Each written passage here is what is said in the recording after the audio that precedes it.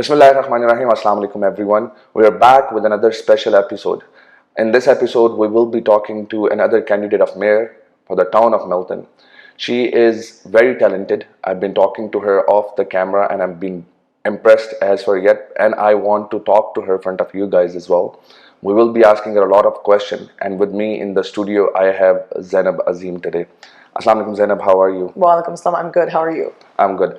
Zainab, thank you so much for giving me the time and talking to me. Must be few busy months so far. That's right. It's hard times at the door. We're door knocking every day, but this is also an important part of it. So thank you for having me. Zainab, we'll talk about Milton. We'll talk about why are you running for the mayor of Milton. Yeah. But before that, I want my viewers to know who really Zainab is. Who is Zainab to you yourself? That's a good question. I grew up in Milton. I think that's very important because the people that I grew up with shaped my values and who I am. My grandmother, my nani, was the one who raised me. She's an educator herself and came here from Pakistan with my parents when they immigrated. And I grew up going to the Montessori school in Milton, Milton Montessori, which was a really key part of my own development. We were at the church on Nipissing Street with a very diverse community of people. And what that really taught me was who people are in Milton and what type of community we are, because everybody knew everybody. Those are still my childhood best friends that I grew up with and my teachers. Fast forward though, now I am a teaching fellow at Harvard University in policy, economics, and organizing. I did my master's there, and most recently I worked on the Zohran Mamdani campaign in New York. But before that, I was working at the Minister of Finance and Deputy Prime Minister's office in Canada and doing some work with the United Nations as well.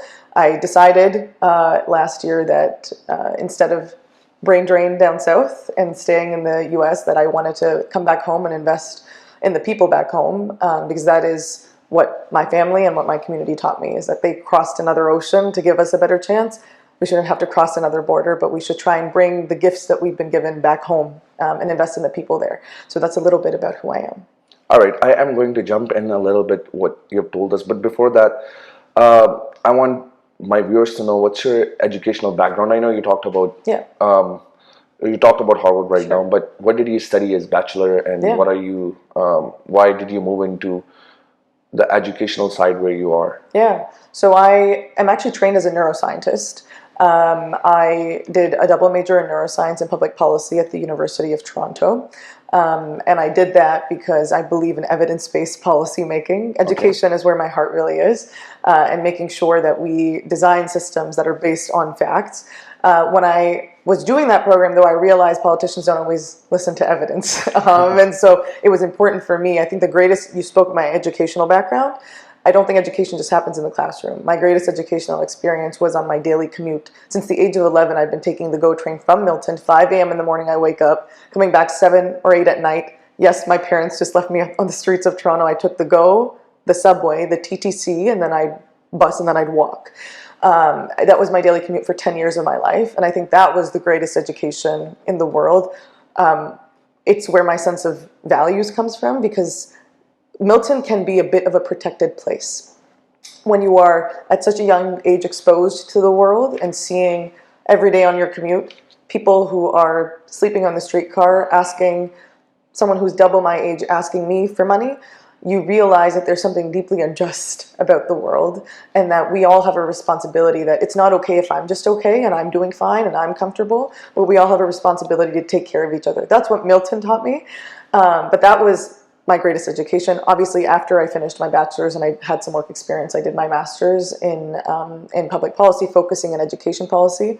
So that was at the Harvard Graduate School of Education with the Kennedy School. So that's a bit of my educational background. Awesome. Let's talk about the experiences. You mentioned Zohran Mamdani's campaign, being part of it. What exactly did you do for his campaign? So I did two things. I was a field organizer, so that means on the ground, organizing people and building their leadership. The second thing I did was I was a researcher from Harvard, so we were writing a case on the campaign because we realized something special was happening here, but it's very easy to take the wrong lessons from moments like this. What you see on social media is not always what's real.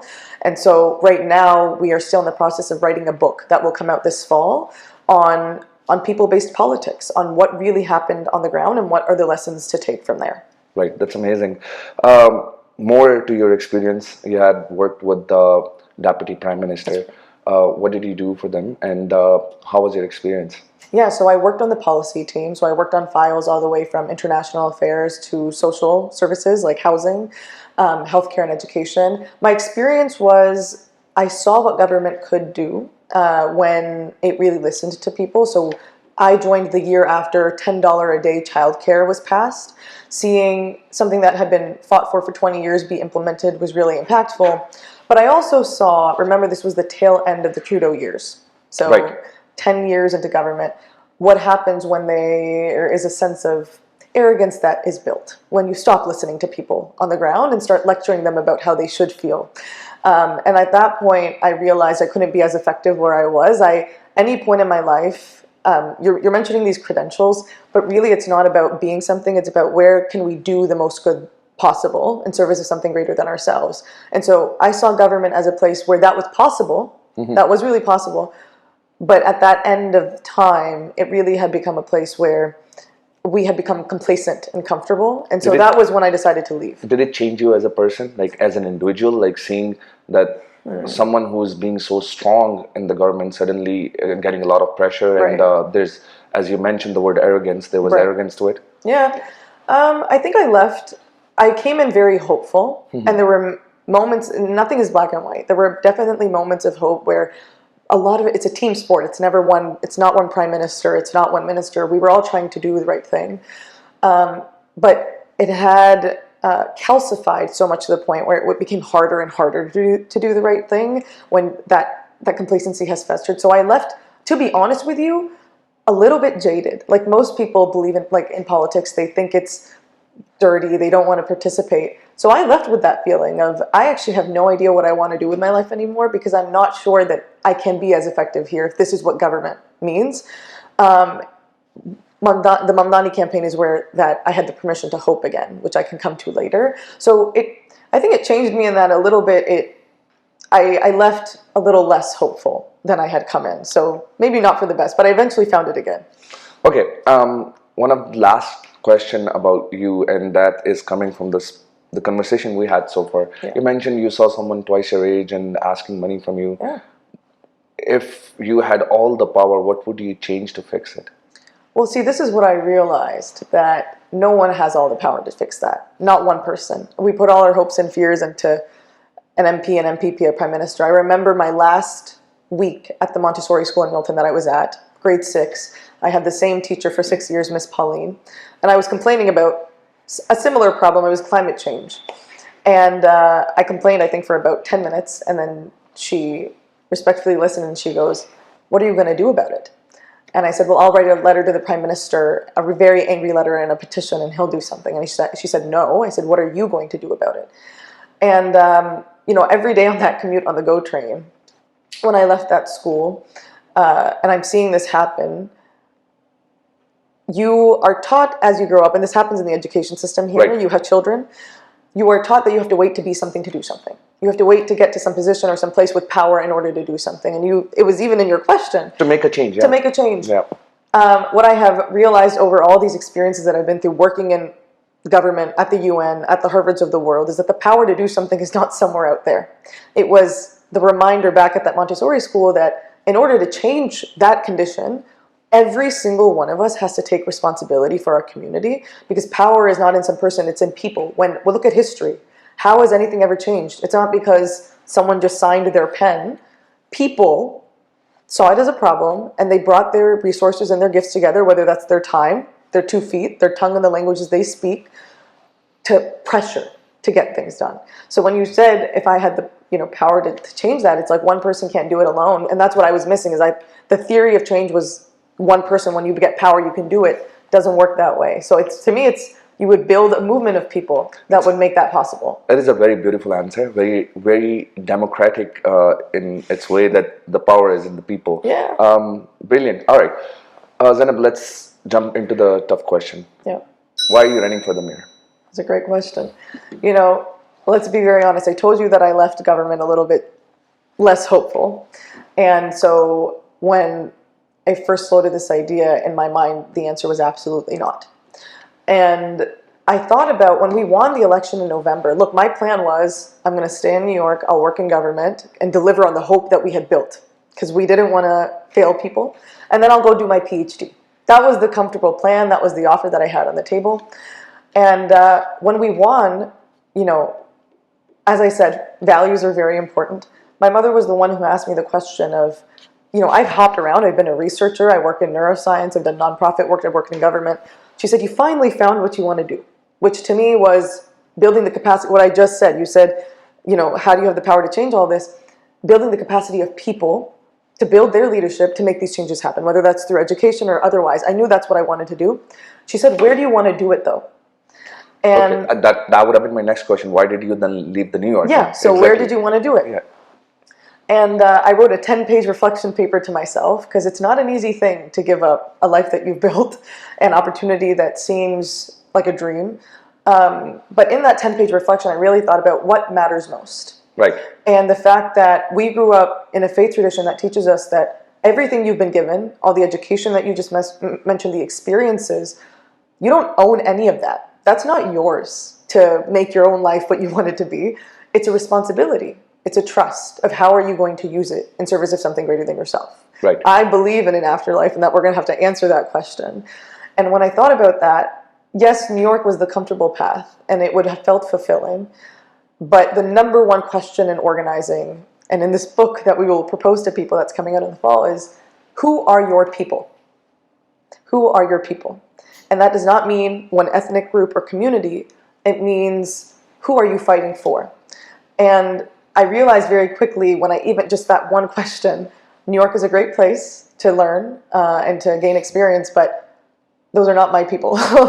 America's a very different landscape. I mean, career-wise too, people in your age group, they really want to live in a city like New York. I mean, get the experience, right? Like it's right. No one is saying don't do that. I got the experience, but then at one point now it's like I'm going to apply my experience. If I just stayed working in government in New York, I already worked in government in Canada. I teach policy and economics. I worked on the campaign. Like I would just be using the gifts I was given and applying it to a place in a job. And so I thought about, well, if I want to apply these skills now and what I've learned, why wouldn't I do that back home with the people who helped give me this in the first place, right? It takes a village to raise a child. My parents worked a lot. They weren't always there. So my grandmother, none of us know how to cook in my family, not me, not my parents. That's probably, I shouldn't say that online. But our neighbors would drop off pineapple cake and plow. Like it really took a village to raise all of us. So to me, it was when you said, why Milton? It gave me everything that I have. It's why I am who I am. It's a deep sense of responsibility of, why did I have to leave Milton in the first place is actually the right question to ask. Like, not why am I coming back? Why did I have to leave? Okay. So why did you leave? There was no opportunity in that town. Like it's a place with so much potential and possibility, such talented people, beautiful land. Like we are a piece of paradise is what they call it. Unfortunately, we haven't been investing in that. It's just houses and warehouses everywhere. It does not meet the potential of the people who actually live in that town. And so since the age of 11, I've been leaving that town, right? It wasn't just when I had to move. I've been commuting every morning, leaving that town for opportunity. So what's the solution? Are you saying that you're going to try to bring industry to Milton? Are you going to try to bring more jobs to Milton? But how? So here's the thing of, this is where, when I go back to my neuroscience roots, evidence-based policy is very important. Okay. We are not reinventing the wheel. This is not a pipe dream. You can look at our neighbors, Mississauga, you can look at Oakville, you can look at Burlington. Burlington and Oakville are in our region. They have already done things to bring business into town. Right. In a way of, let's start with why we don't have business right now, and then we'll go into how we can have business, because you need to diagnose the problem, right? Again, okay, let's diagnose it. Why don't we have the business? So let's start with the fact that Milton has had a town plan, okay, they usually have these 10-year plans, and you look at how the community is zoned. They have dedicated portions of land for economic development that is meant for jobs, that is meant for businesses. But then you go and you look at council's record over the last 10 years and how, even longer than that, how they vote. Almost every month, land that is dedicated for economic development, for jobs, is rezoned for what? For warehouses or housing. So there is a vision, but that vision is not executed. But there is housing crisis throughout the country. Is that why they're rezoning it? So here's the problem. We need to address the housing crisis. The entire housing crisis is not going to be solved in Milton, Ontario. I can tell you that, right? Yeah, that's for You sure. need a balanced community. How are people going to live there if you don't have the services, if you don't have the opportunities? You talk about housing affordability. What's the greatest resource that we have? Time. Right. Time is money. Time is affordability. And that town, people are spending time leaving to make a living or to live a life. So when we talk about, I'm not saying we should stop building housing. You cannot just build houses everywhere, though. You need the services, you need the jobs and the opportunity. And so the number one reason that we don't have them is that we have a very reactive government, not a proactive government. Anytime a developer or a builder comes, like in Orlando, a big company like that, and they put a proposal in front of you, it's kind of like, how could I pass that? No, the job of government is to have the vision of how do we want to build our community. But city makes money out of it too, right? So here's the second thing of why this problem exists. When you look at the tax rate for warehouses, it's about double that for businesses or for housing. So that's true, that money comes in. Again, we're not saying stop building logistics hubs and warehouses. Mississauga also has those areas. But that is the only thing we are building. Let's be very clear about that. And the reason that it's the only thing that we're building is that it's a money in, money out problem. We have not managed our budget. We have not managed this town very well over the last 25 years. And that means that we have to make concessions. And this is the cost of that type of not paying attention. How do we then bring business? Another two things. Number one, you look at the case of Markham. They had a very similar problem about 40 years ago before we did. This is not a new problem. What did they do? They had a mayor that advocated for their community, and they got one big institution, IBM, an anchoring institution. Once that came, the rest followed. There was a university that was being built, an innovation hub, and all that ecosystem. Because this, as you know, local knowledge economies, including university towns, it's an ecosystem. It has to work in harmony with each other. It can't be disconnected. And so that's one thing of, you need to have a mayor and a council, it's a team, that actually advocates. I worked in federal government. You asked me what I learned and how it changed me. It wasn't just what I mentioned earlier. I saw mayors and I saw municipal leaders who got the funds for the community because they showed up and they fought for it. No federal government and no provincial government, yes, they have the money. They don't just give the money out. You need to advocate, and you need to be an effective advocate or a negotiator for your community because everybody else is asking for money too. So that's number one. Number two then is also incentivizing business. I've spoken to so many small business owners and companies, even big companies, where it feels like the town is literally discouraging them from opening their business. They make it harder rather than easier for opening up in the first place. So other towns and cities have already had these incentives, community development funds, CIPs, ways to make it easier to open a business and streamline permitting as well instead of harder, which is, at this point, we're not there yet in Milton, and we can be because everywhere else has been. Okay. Yeah. By the way, you mentioned something. I've been talking to a lot of politicians, people who hold the office. Sure. And the example of IBM is beautiful because we talk about job creation, but creating technical jobs or high educated job professions are very rare to talk about in government offices. Yeah. Thank you for doing that. For sure. All right. Zainab, if I ask you one-liner, what's your one-liner? What would that be? About our vision for Milton? Why are you running for mayor? Give me a liner that what would you do? Very simple. Well, why am I running for mayor is that I believe that, again, it's about people and making sure that the people of this town can spend time in the town that they love, with the people that they love, where it's a place they can afford to live, afford to work, afford to play, afford to dream, afford to learn, not just sleep. Because right now it is a veteran community. People love Milton. It's a beautiful place. We should be able to spend time in the town that we love with the people that we love. Very simple. Okay. All right. Zainab, the next question I was planning to ask you is, there are a lot of candidates who are running against you who actually have worked in the municipality of Milton. Yeah. When it comes to you, people do talk about your experience.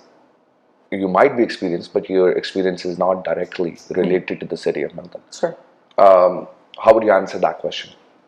I would say two things. Number one is that just because there's experience on council, again, type of experience matters. So you look at someone like our fellow neighbor Oakville, Rob Burton, Mayor Rob Burton. He was not on council before he also ran for mayor. Okay. I actually think it's value added when there is someone who hasn't, again, I was part of federal government and I spoke of the complacency that gets built. They're more interested in telling you what we can't do rather than what we can do. And so for me, I think it's a value added that we have outside experience, that we have experience in other levels of government, that we have experience internationally as well. That is a value added. It brings a fresh perspective to government where things that you said were not possible, you can make possible. But secondly, also, the most important experience is that I am Miltonian. I grew up in this place. I've seen it grow with us.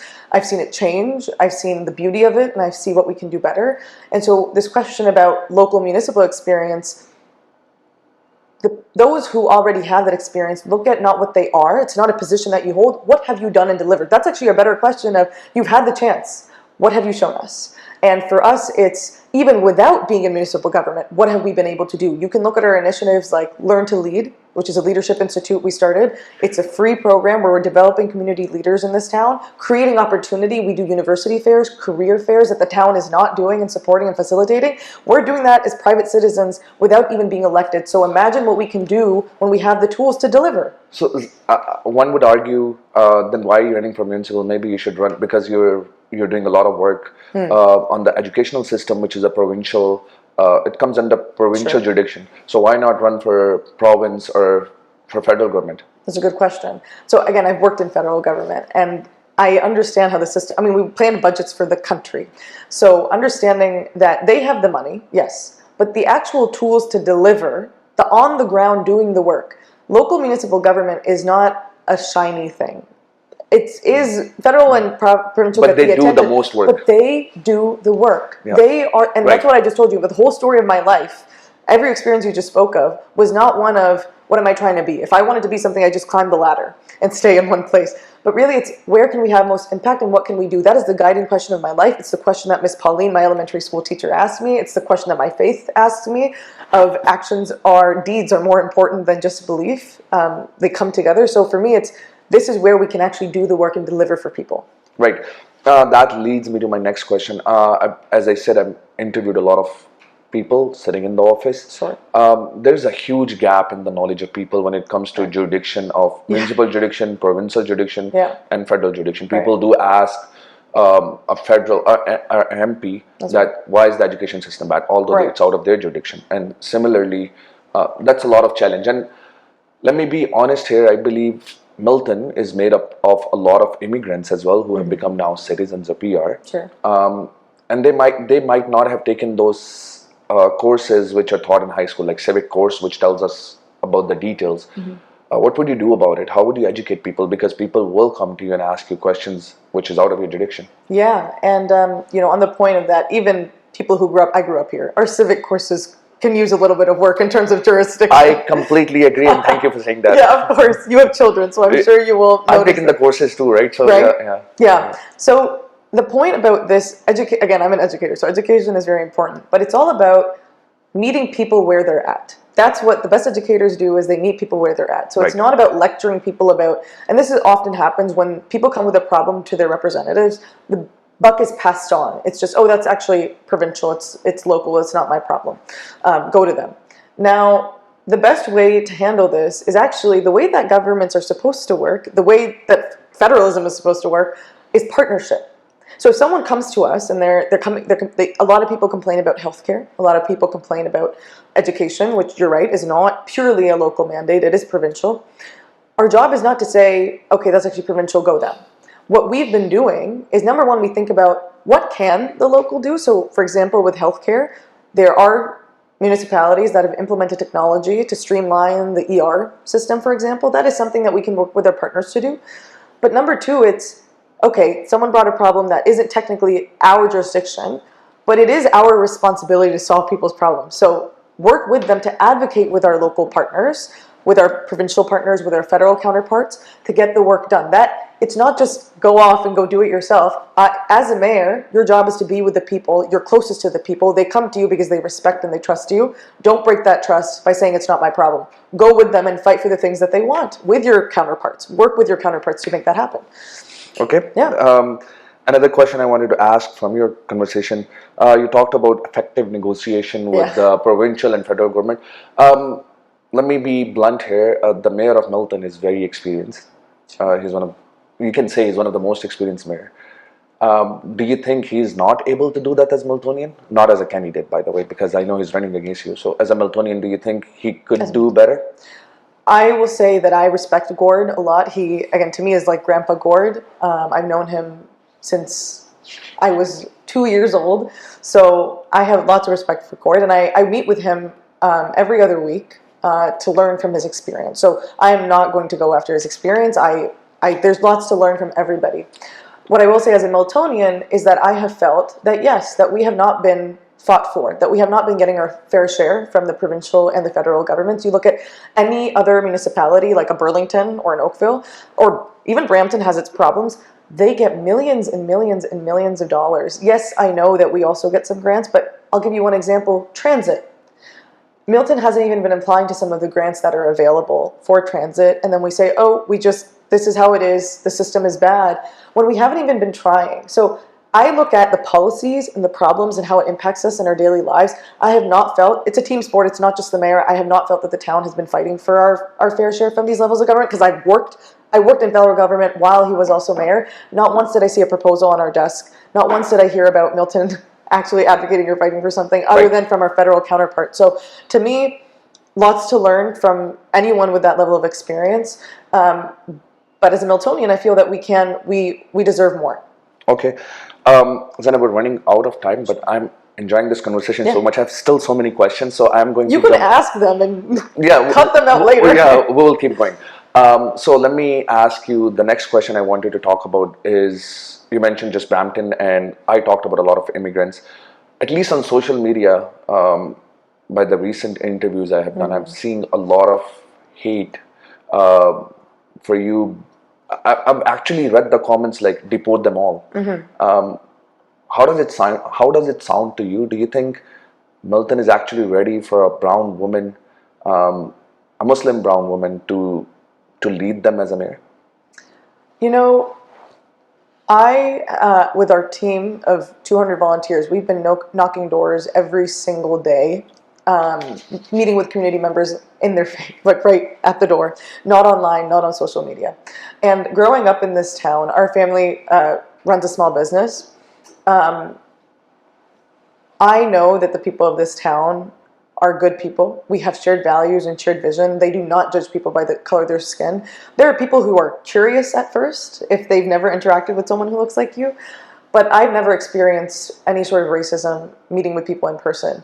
Let me just add here. I have never experienced. I grew up in Canada, like Brampton. I lived in Brampton. I've never experienced racism in person. Yes. But in person, yes. Yes. But on social media, it's very different, and it seems like something changed after Trump's campaign. Let me just put it. Do you believe people that felt permission to say things that they wouldn't otherwise say?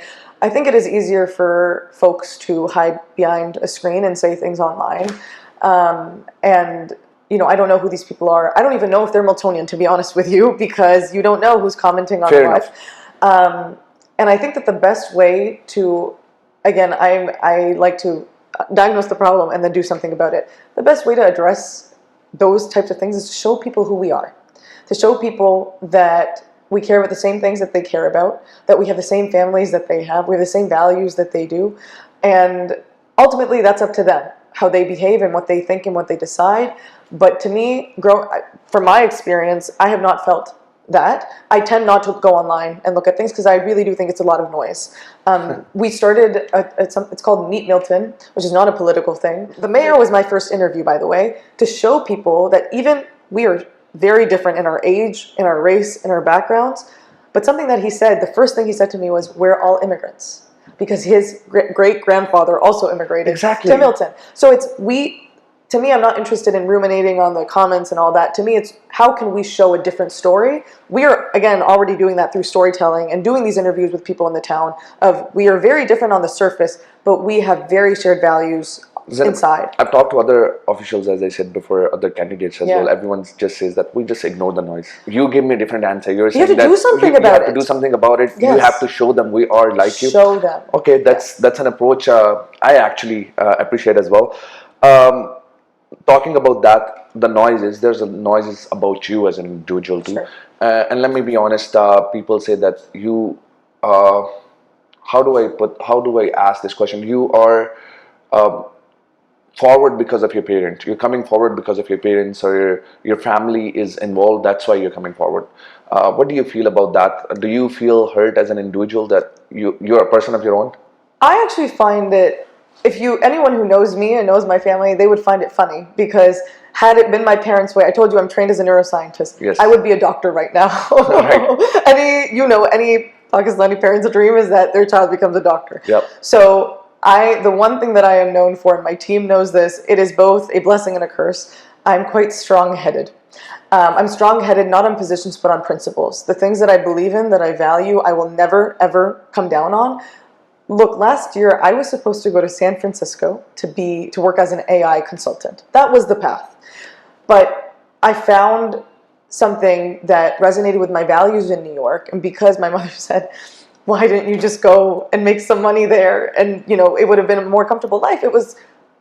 I am very stubborn on my principles and on my values, and so anyone who knows me knows that. Now, to the folks who are concerned about my family is the one who taught me the values of public service and leadership. They have no position, they're not politicians, but we have helped contribute to this town, and I saw that growing up, that you don't need recognition or a position to do anything. You just take responsibility and you do it. So I give credit to my family for that.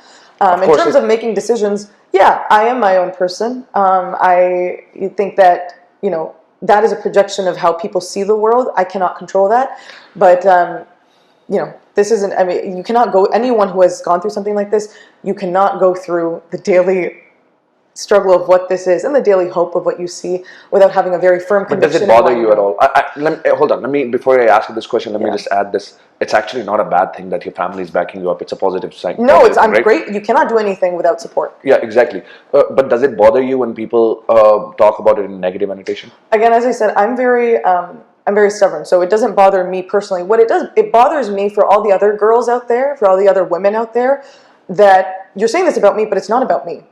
It's not about me. Right. It is a comment that it's an assumption that you're making about any woman.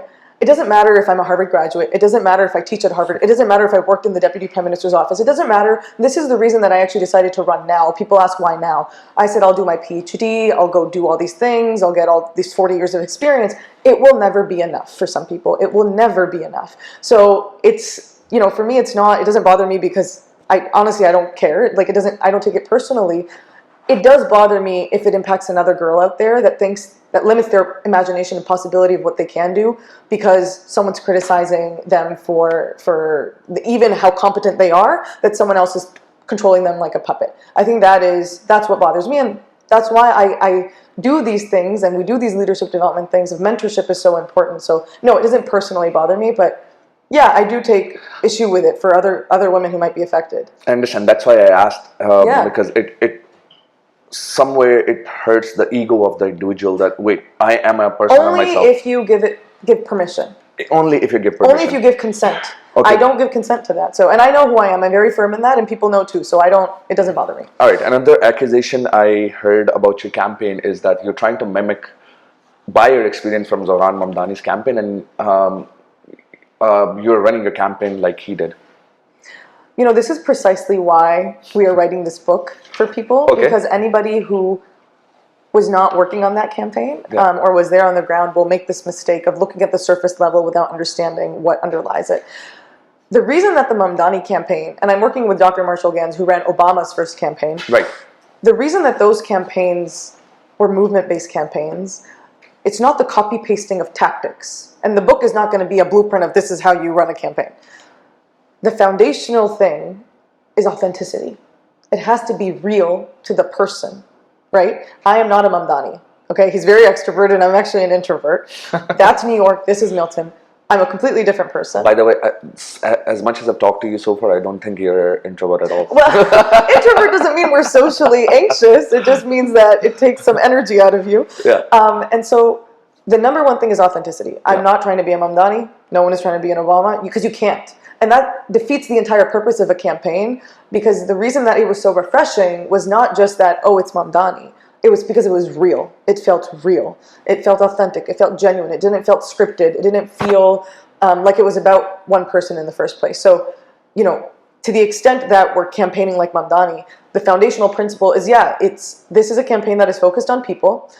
I'm genuinely who I am, and I can't be anything other than that. And it's about movement building, organizing. The only similar thing is that when I went to New York, I actually did not like Mamdani before. I'll be honest about that. I did not like him. Yeah, I did not like him because, I didn't know him, but I liked what he was saying. I believed in his policies, but I thought he was like every other politician who was saying the right thing, but was going to do something completely different when he got in office. It was hard to believe. It was. I did not have permission to believe or hope because I had, again, left government in Canada for this very reason. That I saw them saying one thing, back rooms doing one thing. So I didn't believe in him. It wasn't until I was on the ground and I met a 14-year-old boy who he came 1.5 hours on the bus across Queens to door knock with us 10 a.m. Saturday, hottest day of the year. And his family just moved from Guinea, by the way, 6 months before I met him. So he cannot vote. He's 14. His parents can't vote because they're immigrants. And so I asked him, kid, like, why did you come here? And he goes, I just want to learn and I'm interested. And I said, well, you can watch our social media videos and you can, learn about it in school. Why did you come all the way here when most kids are sleeping or playing Fortnite or football, And he goes, and he has this very serious look on his face now, and he says, rent. I say, you're 14. Do you pay the rent? He says, no. I said, do your parents pay the rent? He says, yes. So then I said, how do you feel and experience that? How do you feel and experience rent? And he says, we left everything behind, all my friends, all our family, at the chance at a better life in this country. And I haven't seen my father in 6 months. Wow. Because he's working day and night just to put a roof over our heads, to pay the rent. And so I'm left raising my siblings with my mother. Now, to me, though, the moment that convinced me was not just that. He started saying that's why Zohran's my superhero because he's going to fix it. And I go, kid, hold on. You are the superhero. You're using your superpowers, your time, your 2 feet, your tongue, and the languages you speak. He spoke 3 languages, French, Fula, English. And I saw him convince 10 people that day to register to vote. People who also didn't speak English but spoke his language. And that was the first time anyone ever knocked on their door or cared what they thought about their vision for the city that they called home. So to me, that kid convinced me because that's inspiration. But it wasn't just inspiration. He was doing the thing, right? It was, for me, it was a return to, I had lost it along the way somewhere. It was a return to that Montessori playground of my teacher asking me, what are you going to do about it? Not counting anybody out. Not counting anybody out because of their age or their background or their race or because they can't vote. This kid saw a problem, and instead of complaining about it, he took responsibility and he tried to do something, not alone though, thousands of people together on that campaign. Thousands of people together because the campaign provided a vessel through which they could do that. So what convinced me, I actually don't even know how we got to this point in the story, about the Mamdani thing is that it was because it wasn't about one man. It was because it isn't about one woman. It's because it isn't about one candidate. We put our, as I said, hopes and fears into one person, a representative, and we're always disappointed. One person can't do this alone. One mayor cannot do these things alone. We need an organized constituency of people that feel agency and that they also have a part in the story of this town. So that's the only similarity, really, is that foundational assumption about people, that people have agency, that people can do things, that they can make change, and they already have what they need if they bring it together, not people as targets, because politics has turned into people as targets, market them, sell ads to them, put literature on their door without having a real relationship. So you're not trying to mimic the campaign, if I get the answer right. You're just trying to follow the principles. The principles. Exactly. The principles. Okay. Zainab, let me ask you a question which has come a lot, that a lot of Pakistani candidates are running. Mm-hmm. And that really splits the vote or vote bank for one candidate. 2-part question. One, why couldn't Pakistani community get together and come up with one individual rather than so many? And how would you run your campaign around the vote splits? Yeah, that's an important and fair question. I will say 2 things on that. Number one, before we get to the vote split, is that we are running to be a mayor for all Miltonians. So if your entire campaign is based on identity politics and ethnic politics, then the vote split should very much concern you. But I shared the issues that we're fighting for, and we know that those are issues that every Miltonian cares about and agrees on, whether you've been there for 1 month, whether you've been there for 25 years like our family, 40 years. Whether you were born there, raised there, it doesn't matter. We can agree on these things. That's why we are fighting for policies and not these general words or an identity politics. So that's number one, is that you are a mayor for all Miltonians and that you need to act and serve in that way. So to me, the ethnic politics dissipates there. The second thing, though, is that it's fair. There are communities that vote based on ethnicity. I think that is the community's responsibility. When you asked why can't we unite, I believe that is the community's responsibility because, I think about your generation, or maybe the generation before you, why they came to this country in the first place. Usually they say it's because they wanted to give their kids a better chance than they did, better opportunities than they did, not for their own ambitions or for their own lives and themselves, but to do something in service of something greater than themselves. Now, when we have a campaign where we have the competence, we have the character, we have the credentials, why would we stop? Why would we hinder? Why would we get in the way from us lifting up that generation? You guys set the foundation. It is now our responsibility to build on top of that and do even more than what we thought was possible. It is a fact that our generation does not have these same ethnic split issues. We don't think in that way. I've spoken to so many young people that did not vote in the last election, even though there was a Pakistani running, someone from their own community, because they did not see anybody with a vision that was fighting for what they cared about, the issues. Right. That's why we can focus on issues. That's very important, yeah. It is very important. And so we have to think about the fact that in the last election, even with a Pakistani candidate, who we respect, still 29% voter turnout. I think it was 17% for mayor. You might want to fact check that number. Any time, if we are really serious about winning, you need to be able to energize new people to come out and vote. The 71% who did not participate, that is the only way to win. And that is not something that we see in the politics of the past. It's just a fact. People ask, why didn't your father run? Firstly, it's not his cup of tea. He's not really a local politics person. But secondly, our generation has this value added. If we don't have this politics of the past, we don't have these same ethnic split issues, we are able to communicate with every community because we grew up here. And also, this is the reason that you came to this country. So why not honor that? Why not honor that reason and give us the chance to show what we can do when we unite and come together? So I think we can be a uniting force if the community takes responsibility and comes together. So that's what I would say is do the debates, have the debates, see who has a vision that we can get behind. Zainab, I just want to add a comment here for viewers who are watching, and that's my opinion on it. Sure. I think I am part of someone who's involved in both generations. Right.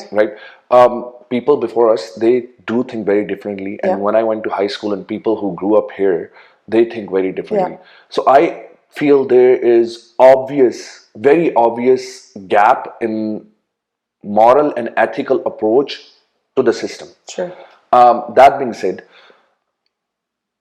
do you think the generation before us actually understand where your generation is coming from? Because I've seen people asking question about a 24-year-old leading the town. When you ask that question, the older generation understanding where we're coming from? Yeah. People ask why youth don't participate in politics. Right. And it's usually because, that example of that 14-year-old boy in New York that I gave. Right. With other communities, no one has ever, even you can have a meeting and say, what do you care about, and write it in your notebook. But then you haven't delivered on it in the years that you've had the chance to do something, right? We are really a generation that does look at what do we see happening, right? What is the impact? How do we feel this in our lives? Not just one of what do you say? I know that there's the TikTok generation and there's all of that. Yes, social media is important. But from the young people that I've spoken to, they are very clear on what they want. They're very clear on why they want it. And they're very clear-hearted. Very clear-hearted. There is no this past of this person did this to me 20 years ago, and so I'm not going to, these types of divisions are not, we don't have that. Okay. It's kind of there's a hope. There's a real hope if we give it a chance. Okay. On the community unity issue, don't you think we are all Canadians, we're all equals, we're all different individuals, Absolutely. And which gives us a democratic right? Absolutely. For anyone to run, it doesn't need to be a community set candidate rather than community getting united and getting one candidate to go? Everybody does have the democratic right to run. That is a fact. And, you know, yes, everybody is a Canadian. I am no more Canadian than anybody else. That is a fact as well. It is for those who keep asking this question about the community split.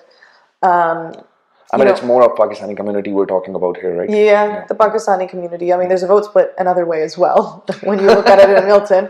But yeah, it's like anytime someone else from a, you know, the majority community runs, the vote split is never a question. It doesn't matter how many people from that community run because they are seen as Canadian, as their individual rights. For some reason, we are grouped together as, I mean, we know the reason, we are all grouped together as the brown people, the brown candidate, the whatever. And that is also a reality of the world that we live in. So let's not be, I don't live in La La Land. That is a reality of the world that we live in. I wish we lived in, we can get there. I really believe we can get there. I don't believe we are there right now. We'll get there. Inshallah, we'll get there. We have run out of time, but I have few quick questions. You keep going, yes. Yeah, I have few quick questions. You can edit, I feel bad for your editing because you're No, it's okay. It's absolutely fine. Okay. I actually I'm actually enjoying this conversation because I'm learning about it. You're asking great questions. Let me ask you a little controversial questions now. Sure. If Zainab was running for a federal seat, which party would she be running for? Well, the reason that I'm not running for a provincial or federal seat is because I think that unless you're the prime minister or the premier, that the party politics, there's a benefit to it because you can get your agenda done, but also as a representative, you can't do as much as if you are at the local level. So for me, I'm not going to answer that question because I'm not running for the reason that I don't want to be part of a party. I want to fight on the issues that unite all of us. I was going to repeat the question for provincial government, but I don't think you can answer. Yeah. All right. Yeah. Okay, I'm running for local because there are no parties. Fair enough. All right. So there are a lot of candidates in Milton. Milton race, mayor race has been talked about at a lot of places, and it's very busy. Yeah. If Zainab wasn't running, would she be working with another candidate? Would she be chairing another candidate? And if yes, who would be that candidate and why? Well, part of the reason that I am running is I did interview some of the people that were thinking of running at the time and did not see someone with enough aligned vision and values. And so at the moment, no, there was one person that I would have supported, but they decided not to run. And so that was part of the reason that, you know, I decided to go for it was that I didn't see that at the moment. So no, not at the moment. Right. Zainab, one last question. So Milton population has increased massively in fastest growing city in the country. in last 2 decades, for sure. As you mentioned, the industrial growth or service growth might not be as quick as the city grew. Before we end the show, I want to ask this question again so we can emphasize it. What's your solution to it?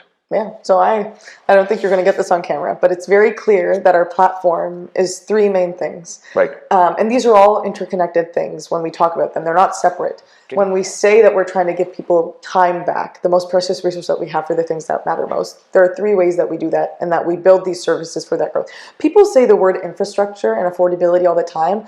That literally means nothing.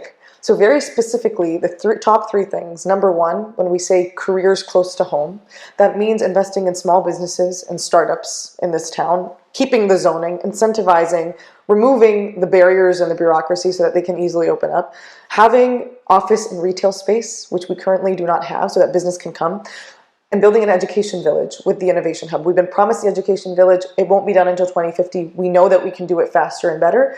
This can be a university town with those services. Now, when you have careers close to home, we want people to be living in this town and working in this town so they can be spending in this town. That's how you build a local economy, right? You also need transit every 20 minutes with that growth. People complain about traffic, crowding. Parking is one of the biggest issues we hear about. It is not normal to have 4 cars for one house. That is actually not normal in many places. But in Milton, it's a necessity, because we don't have any other way to get around town. And so transit every 20 minutes means there's a bus that you can trust every 20 minutes that gets you around town in approximately 20 minutes. And all day go in university shuttles so that it's easier for you to get back home and for other people to also enjoy our town. The third thing when we say services is alive after 5, which means affordable things for families to do, like a Milton Central Entertainment Square, not in the middle of a neighborhood, like Ridgeway, but we, like you said, we have a very diverse population, 55% immigrant community, many other cultures that are represented. We should be able to celebrate that diversity in our town without going to Mississauga, without going to Toronto, right here at home. And we've spoken to so many people. For example, there's an African festival that's coming up in 2 weeks. They have had to just scrap and struggle to make this happen. Every point feeling defeated by the town instead of supported, because you have to pay thousands of dollars for the land that you already pay tax for to host anything. So an affordable place where people can gather, activities that are affordable. There's lots of talented people in Milton, but extracurriculars cost thousands of dollars, and we don't provide enough support compared to our counterparts in Burlington. So there's lots of talented people who just don't have the opportunity. I'm very grateful that I've had opportunities, but it's not enough for me just to have opportunity. We need to expand it for other folks. And parks and community spaces. Right now, new areas, when we say infrastructure again, the new areas of town, one park for thousands of people. I live in an older part of town. We have 5 parks in my neighborhood. Okay, yeah. So this is all about having a council that has the vision, can see developers' jobs are to make money. They do their thing. Our job is to make sure that it's a complete community with the services that our people need. Finally, what I will say is road safety and snow removal is really, really important. It is. Snow removal can be a life or death thing for some people. There are people who don't feel comfortable even leaving the house because of how dangerous it can be. So there's lots. You can go to milton.com to see the entire platform, and we're still listening and building it with people, waste management, all of these things, special needs services, but these are the top 3 when we say infrastructure and affordability. This is how people feel it when they wake up after the election. Okay. Thank you, Zainab. Thank you for giving me the time. As I said, I was hoping to be impressed, and that I am. Thank you. Before I let you go, what is the direct message you want to give our viewers today? What I would say is that, I know that Milton is a place that we all love, but when you love something, you take care of it and you pay attention. And I think we have too often had a politics. I grew up playing soccer in Milton for Milton United. We've had a politics that treats us like spectators on the sidelines, where we are only called to come out every 4 years, and many of us don't. Last election, it was just 29% voter turnout. It was even lower for mayor.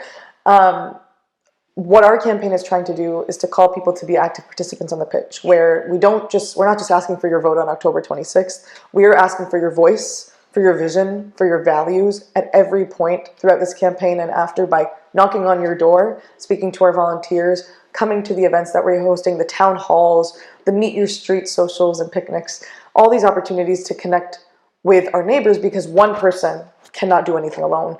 We need all of us to organize and for you to meet your neighbors. So please join us. Go to milton.com, find ways that you can connect, and we'd love to see you soon. Thank you so much. Thank you, Zainab, for coming once again.